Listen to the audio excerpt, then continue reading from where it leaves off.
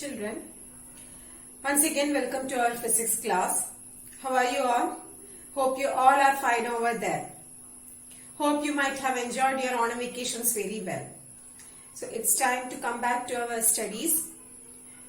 Children, in the previous sessions we have completed the ray diagrams for spherical mirrors and also we discussed about magnification of the mirror.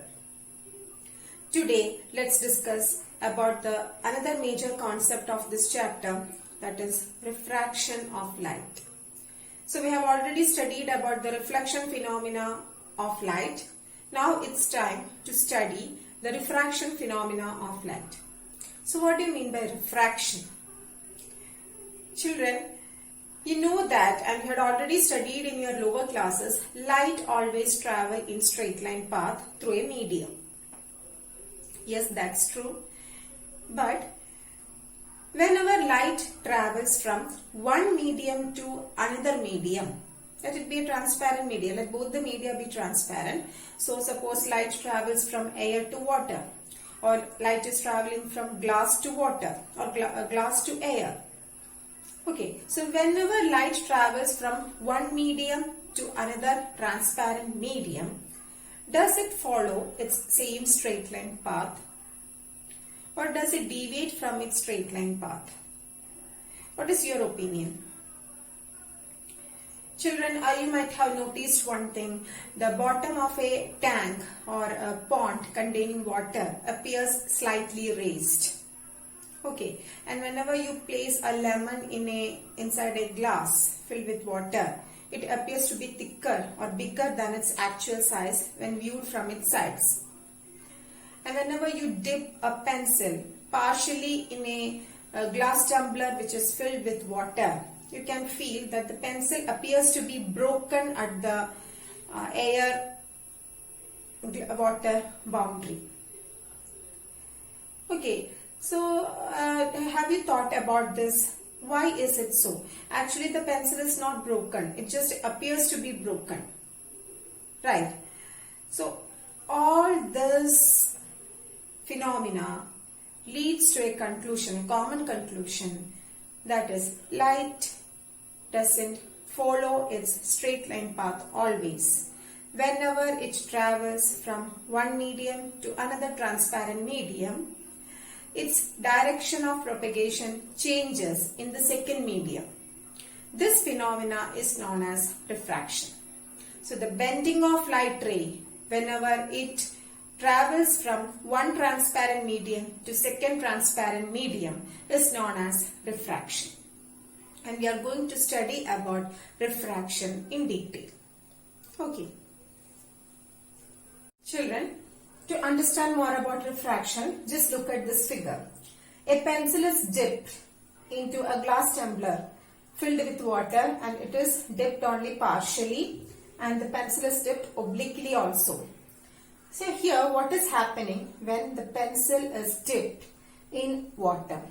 What happens? Light ray from the pencil travel like this. On reaching the boundary between air and water, it will bend and reach the observer's eye.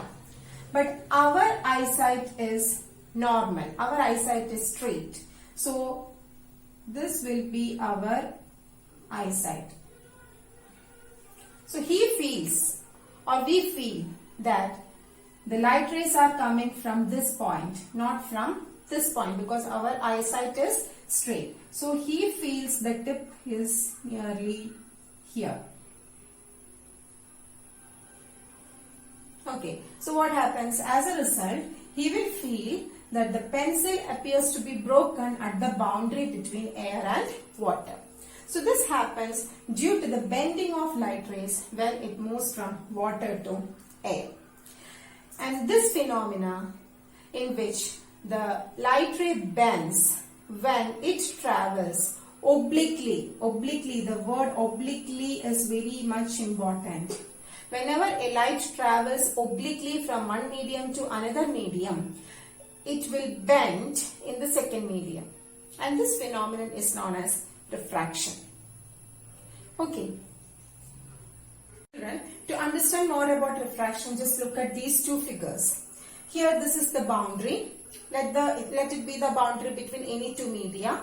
This is medium 1, this is medium 2, and light ray is incident to this boundary obliquely. Okay, and this line is the normal. Normal is the line constructed perpendicular to the boundary at the point of incidence. So this is the point of incidence, and here a normal or a perpendicular is constructed. And whenever the light ray passes from one medium to another medium, it will bend. See, so the light ray will bend in the second medium.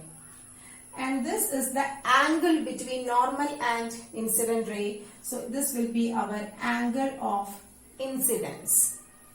And this is the angle between our normal and refracted ray. So this will be our angle of refraction. And from this figure, it is very clear, angle of incidence is not equal to angle of refraction. Just like our reflection, it is not equal. Okay, unlike the reflection, angle of incidence is not equal to angle of refraction. Now consider this figure. Here, the light ray is not incident obliquely to the boundary, but it is incident normally to the boundary. So what happens? In such cases, light ray won't deviate. It will go or it will follow its straight line path. So whenever the light ray is incident obliquely to a boundary, it will deviate from its straight line path. If it is incident normal to the boundary, it will go straight. It will follow its straight line path. Okay. Next, I told you whenever light ray travels from one medium to another medium, it will bend. So here you can see one thing. This is bending.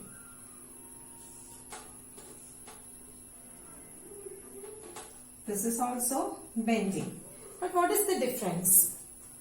Yeah, here the light ray bends away from the normal, and here the light ray bends towards the normal. Okay, during which situations these type of bending occur? Can you see? See, whenever a light ray travels from denser to rarer medium, the refracted ray bends or deviates away from the normal. But at the same time, whenever the light ray travels from rarer to denser medium, the refracted ray bends towards the normal.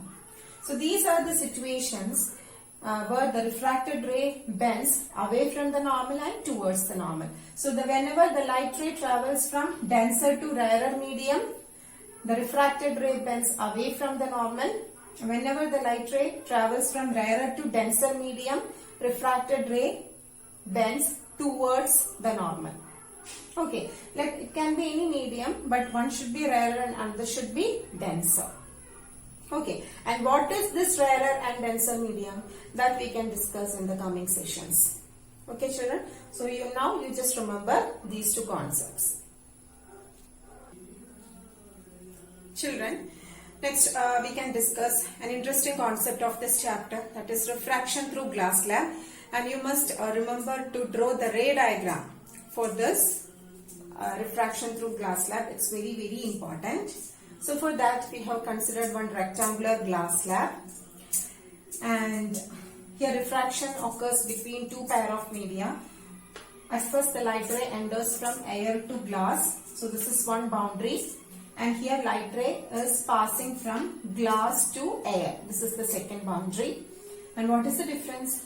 Here the light ray is entering from air to glass, that is from rarer to denser medium. Compared to glass, air is a rarer medium. Okay, so light ray enters from air to glass, that is from rarer to denser medium. And at this boundary, light ray is moving from glass to air, that means from denser to rarer medium.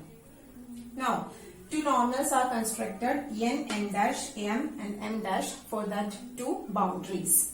So here EF, the light ray EF is incident on the first boundary. So that is the incident ray, and this is the angle between normal and incident ray.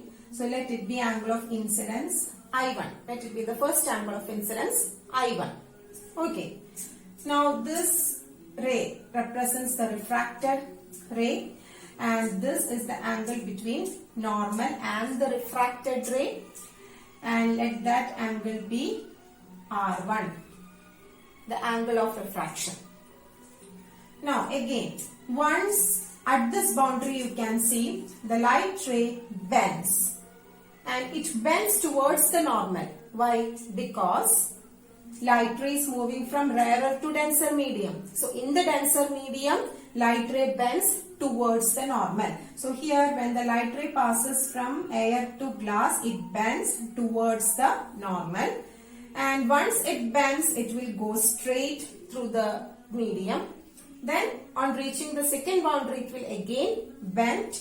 So here the light ray is moving from glass to air, that is from denser to rarer medium. So it will bend, and it will bend away from the normal because it's a rarer medium, and in rarer medium the light ray bends away from the normal. So again this is one normal, this is refracted ray, and again for this boundary this will be the incident ray, right? For this boundary this is the incident ray. So this angle is our second angle of incidence I2, and this will be our second angle of refraction R2, because this is the angle between normal and the refracted ray. Okay, so we have I1, R1 at the first boundary, I2, R2 in the second boundary. Now just compare the path of the first incident ray and the path of the ray coming out of the glass slab. So here we can see that is EF is the incident ray, but at the same time this ray GH is the emergent ray. Emergent ray emerging out of the glass slab after continuous refraction. And when you look at the path of incident ray and emergent ray, you can feel a shift. See this ray EF, if it is to follow its straight line path, it must move like this, isn't it? If it follows a straight line path, it must move like this. But due to the presence of this glass slab, it suffers refraction, and due to that refraction, its path deviates from its straight line path, and this is the emergent ray. This EF emerges out of the glass slab like this.